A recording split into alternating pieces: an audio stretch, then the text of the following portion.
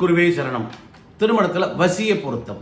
வசியம் என்கிறது ஒன்றும் இல்லை, ஒரு அன்பு, காதல், பாசம் இவைகளெல்லாம் அந்த கரெக்டான ஆங்கிளில் அது பொருந்துருச்சுன்னா ரெண்டு தம்பதிகளும் சந்தோஷமாக இருப்பாங்க. பார்த்தீங்கன்னா ரெண்டு பேரும் வெளியில் போகும்போது பைக்கில் கட்டி பிடிச்சிட்டு போவாங்க, நடந்து போகும்போது கை கோத்துக்கிட்டு போவாங்க, ஒரு ஃபங்க்ஷனுக்கு வரும்போது ரொம்ப சிரித்த முகத்தோடு இருப்பாங்க. மனைவியும் சிரிச்சுக்கிட்டு இருப்பாங்க, கணவனும் சிரிச்சுக்கிட்டு இருப்பாங்க.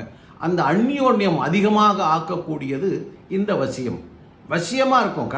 கணவனை மனைவியும், மனைவி கணவனும் வசியமாக இருக்கக்கூடிய அற்புதமான ஒரு பொருத்தம் வசிய பொருத்தம்.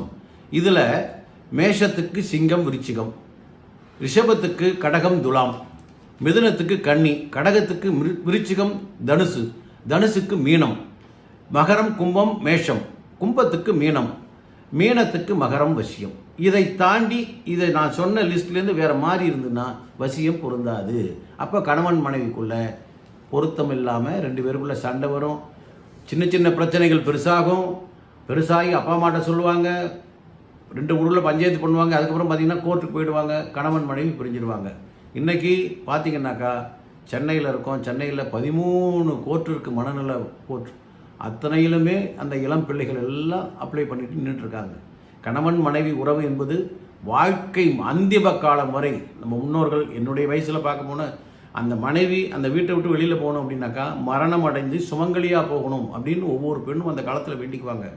நான் வெளியில் போகணும்னா நான் சுமங்கலியாக தான் போகணும், வெளியில் வேறு மாதிரி போகக்கூடாது, கணவனோட போகணும், இல்லைன்னா நான் மரணம் அடைஞ்சு போகணும்னு வேண்டிக்குவாங்க.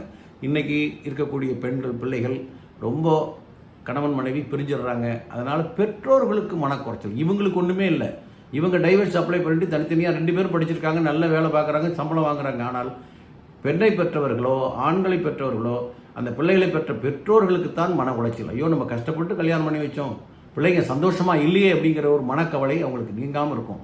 அதனால் இந்த பொருத்தம் தயவுசெய்து இந்த தசவித பொருத்தங்களை பார்த்து திருமணம் பண்ணுங்கள். அதில் ஒருவேளை பிரிஞ்சிட்டா என்னை தொடர்பு கொள்ளுங்கள். கண்டிப்பாக பிரிந்த கணவன் மனைவியை சேர்த்து வைக்கலாம். சரிங்களா? சப்ஸ்கிரைப் பண்ணுங்கள். வாழ்த்துக்கள். வணக்கம்.